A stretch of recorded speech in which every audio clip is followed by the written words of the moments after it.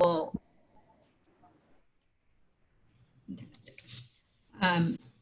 each of the presenters that are with us today will explain their service offerings, and following their presentation, they will open up the session for questions. So with that, I will introduce the representative from Empower Retirement, Vito DeSimone. So Vito, I'll turn it over to you. Great, thank you, Kim. So I'd just like to get started with our presentation, but before we do, I just want to introduce myself. My name is Vito DeSimone, and I'm a retirement plan advisor for Empower Retirement. First, I'd like to thank the Town of Bridgewater for offering this virtual benefits fair. I cover all the cities and towns in the southeast region of the state, and this is my first virtual benefits fair that I've scheduled. So I think it's a testament to the town's commitment to its employees, so kudos to you guys. So today we're going to be talking about the SMART plan. We're going to be discussing highlights of the plan, the nuts and bolts of what a 457B plan is, and deferred compensation plan and how it works. Then we're going to talk a little bit about the importance of saving for retirement, how much you might want to save, and strategies for investing those savings. We'll also discuss the different paths of investing that are available to you through the SMART plan. And like Kim said, if time permits, I'll open it up for Q&A.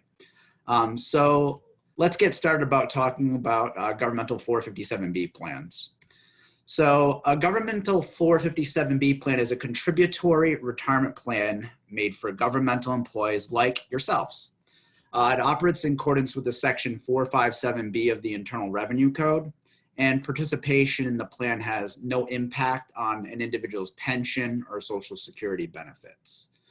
Now, the SMART plan offers value of strength and growth. Here are some SMART plan highlights. I think this is important to emphasize to show the economies of scale of the state's 457B plan. So the plan has approximately $8.7 billion with over 275,000 participants in the plan. The average account balance is just over $77,500. There's a range of different investment funds, about 29 actually different investment fund options, providing a variety of asset classes and management styles. And there's approximately 700 non-state entities that participate. This would be your housing authorities, your water departments. So it's a very large, robust plan. And that's a very important point that I want to make. It's overseen by the Office of the State Treasurer and Receiver General, and it's the state's retirement plan that's offered to all of you. So a lot of people ask me, how much can I contribute to the plan? So there are minimums when individuals are starting up the plan. 1% of your gross income or $10 per pay period, whichever is less for you. And there's also maximum amounts that somebody can defer on a 457B plan. The annual limit if you're under 50 years of age is $19,500. If you're 50 or over, the limit is $26,000. And there's even this 3-year catch-up provision where individuals can contribute up to $39,000 for 3 consecutive years, typically your final years at your employer. Now, where a lot of people use that catch-up provision, I think this is important for everybody to understand, because I know everybody's kind of like, whoa, $39,000, how the heck can I contribute that much? Well, when individuals separate from employment in a lot of cities and towns, they get lump sum payouts of sick, vacation, back pay. So individuals that have the ability to defer up to that IRS limit and all those payouts, so that one, they don't get killed in taxes by tax deferring in a plan like this. So that's a way that you could utilize that 3-year catch-up provision. So I think that's important to understand. And I just want to emphasize that point. So access to your monies. The purpose of the SMART plan account is for retirement, right? So your options for withdrawal can be somewhat limited due to IRS regulations, okay? And here's the way that individuals can take distributions from these plans. And the main one that I want to emphasize here is separation from service. 457B plans operate a little bit differently than a 401k plan or 403B plan. So the qualified event to take distributions from these plans are separation from employment, not age-based like a 401k or a 403B. If you passed away, your loved ones, your beneficiaries are going to have access to the plan. You can access the SMART plan as an active employee if you have some kind of unforeseeable emergency written into the Internal Revenue Code. And then there is what's called a de minimis distribution. So if you have an account balance under $5,000 and you have 2 years of inactivity, you're able to take distributions from these plans. Also, there is an in-service distribution at age 70 and a half. So just to be mindful of how you can get access to these plans. So service and support, are easily accessible through the SMART plan. You can utilize the website or you can contact our plan service center. Now, once you enroll in the SMART plan, I think it's important to manage and monitor your account. You can accomplish this online through the website or over the phone through plan support. I do understand that everyone is different. Some prefer to use the web, others use to manage their accounts by speaking to a representative. We facilitate both. And here's just kind of a checklist. You can see that you can pretty much do everything over the phone and on the website. You can check your account balance. You can check your asset allocation. You can make transactions in your account. You can look at the performance, reallocate your portfolio. Some X factors with the website is there's some access to financial tools, calculators that you can utilize to really customize your plan to your life needs. So this is the account access, and I think it's incredibly important to manage your account appropriately over time. Which way you do it or a combination of the two is up to you. So one of the biggest things that you'll keep hearing a lot from me about is fees and expenses. I think it's one of the most important things to understand within retirement plans because that's really the X factor. That's really what separates retirement plans. So the record keeping communication fee, there's a $10 annual per account fee of once you have a balance over $1,000 in the account, $10 a year. And then the record keeping communication fee of 0.07% on the total assets in the account. So just to quantify that for everybody here, on every $10,000 a year, the plan would cost you $7. That's that 0.07%. There is an administrative fee that's 0.0075%. So on every $10,000 again, 75 cents a year to have this plan. Both fees are deducted monthly. And the other thing to understand is all individual investment options within retirement plans also have internal operating expenses that come out of the returns of those investments. So being mindful of fees and expenses is one of the most important things when it comes to looking at one's own retirement plan. And these fees are extremely low because of the economies of scale of the state's 457B plan. So let's talk a little bit about saving and investing for retirement. Let's talk about the tax deferred advantage you have by participating in a plan like this. So most people understand when you're contributing on a before tax basis into a retirement plan, you're able to reduce your taxable income every year based on how much you contribute. So for instance, if you were contributing, $5,000 a year and your income or what you were earning every year was $50,000, you would show the government or Uncle Sam $45,000 of taxable income every year. I think here it's just a pretty good example to understand what would my take-home pay be before I joined the plan and then after I joined the plan. So if an individual here was contributing $100 per paycheck to their account, at a 15% federal and state tax bracket, it would only feel like $85 is missing per paycheck versus the full 100. So that's the tax deferred advantage that I'm talking about. So here are some factors that may affect how much you save, how you decide to allocate your investments. One of the biggest points that we can make is we're living longer and healthier lives than ever before. With advances in medicine and technology, we're all just living a lot longer. So it's more of our responsibility to plan effectively for our retirements now than ever before. We need to consider the impacts of inflation when we're looking at our financial plans. Inflation is a very real factor. I look at it as it's an invisible tax that we don't see, but we all know that the cost of goods and services increase as time goes on. Think of a Cape house that costs $200,000 today with just a 3% inflation rate. Over 25 years, that house has doubled in costs. You know, that $200,000 home now costs $400,000.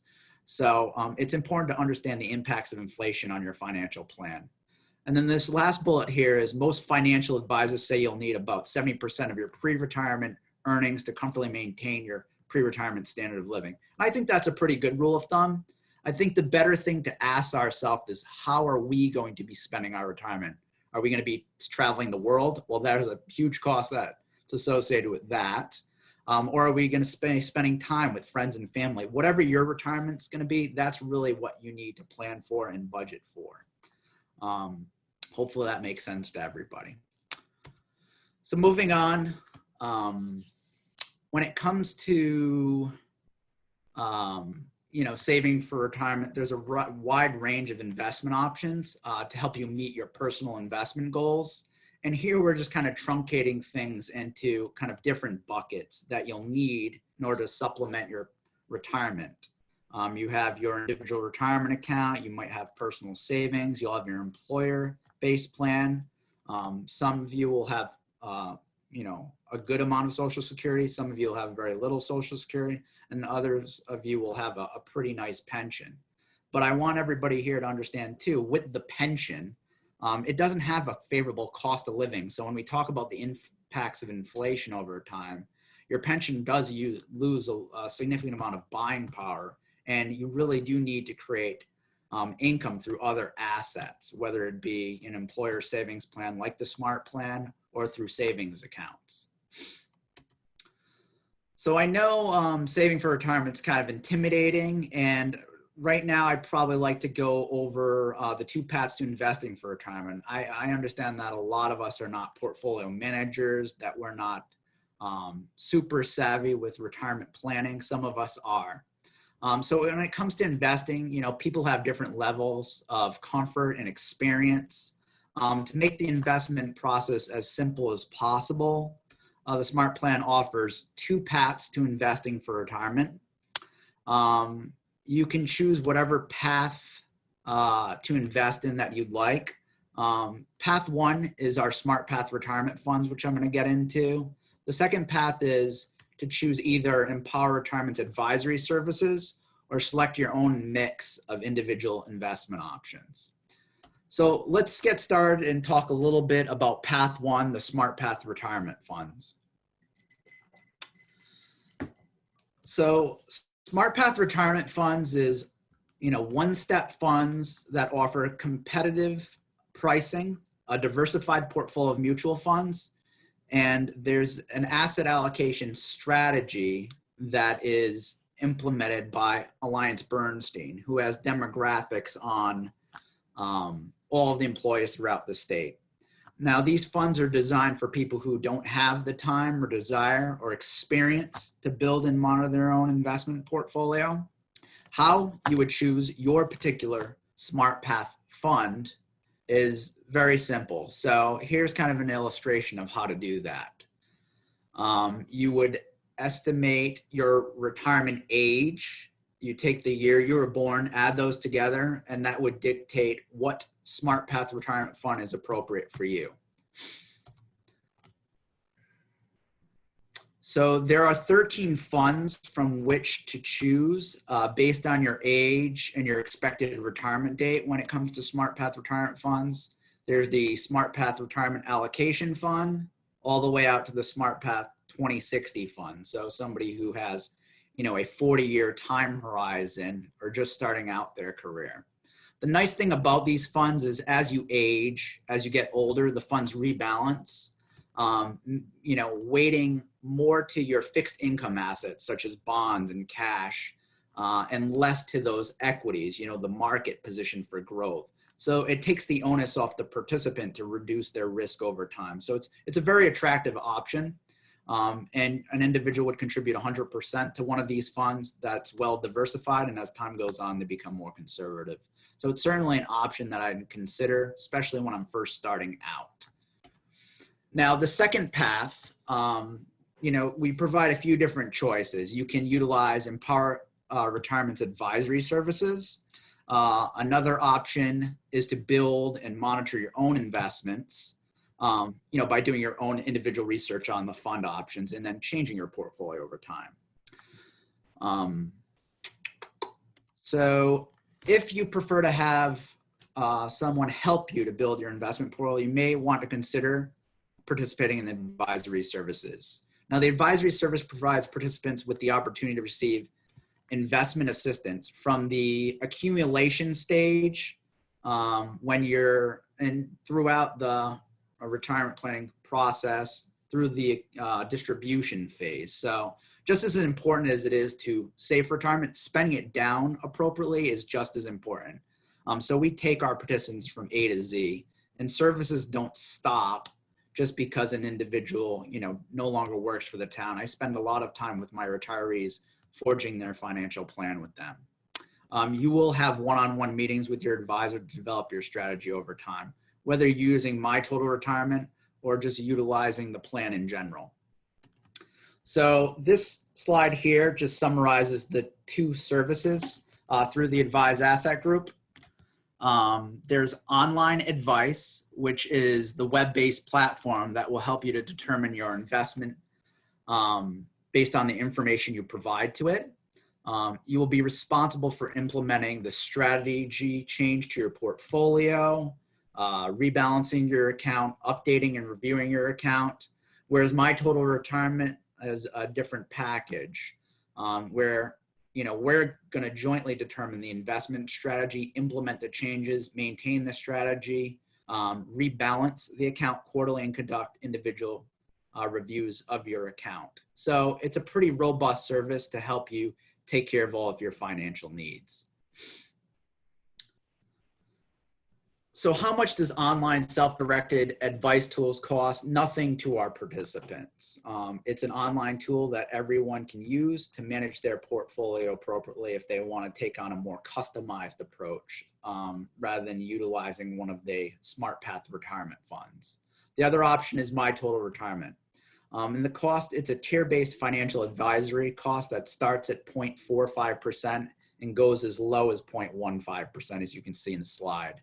Just to compare this to other financial advisory services, it's something I just Googled today to kind of get an average cost, and the average cost for a financial advisor ranges from 1% to 2%. So you can see that this service is heavily reduced due to the economies of scale of this plan. Now, if you prefer to build your own portfolio, you can do so by selecting investment options from the lineup offered by the Smart Plan. As we discussed earlier, different investment options carry different levels of risk and potential return. So it's important to understand your risk tolerance as well as your investment time horizon before building your investment portfolio. And this is just a range of different funds that you can utilize in the plan, and it's showing kind of the risk to return potential. All right.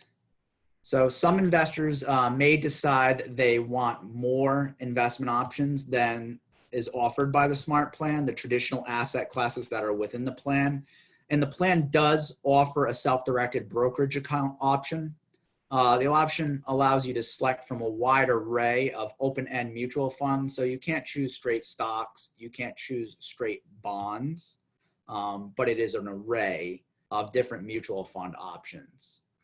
It certainly is important to evaluate the fees, the expenses if you were going to go this route. This option is certainly intended for the more knowledgeable investor who understands the risk associated with different investment options contained in the self-directed brokerage account option. This slide is a disclaimer for the self-directed brokerage account option. I certainly would reiterate here that it's important to understand your risk tolerance, your time horizon before using this option.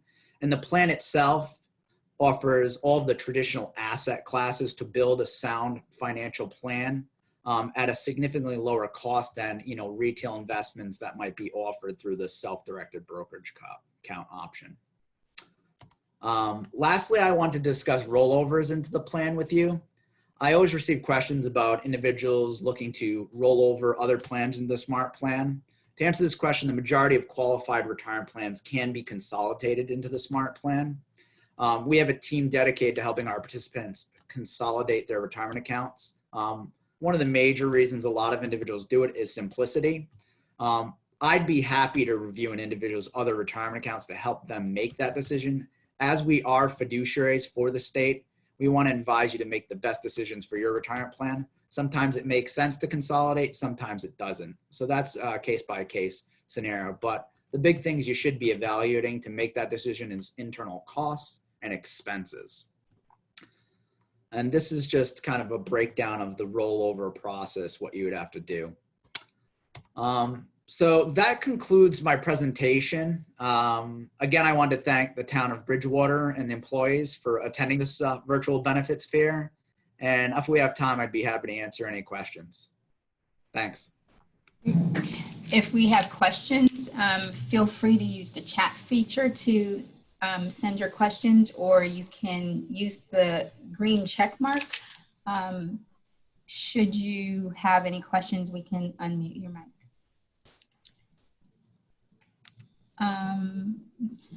So just Vito, I'll just ask the question.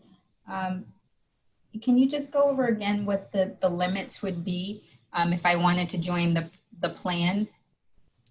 Sure, I can do that. So in 2020, the IRS limits changed from 2019. And the IRS limits if you're under 50 years of age is $19,500 a year. You can contribute to a defined contribution plan, such as the 457B plan. Once you're 50 or over, the IRS limits go up. The IRS limit is $26,000 once you're 50 or over.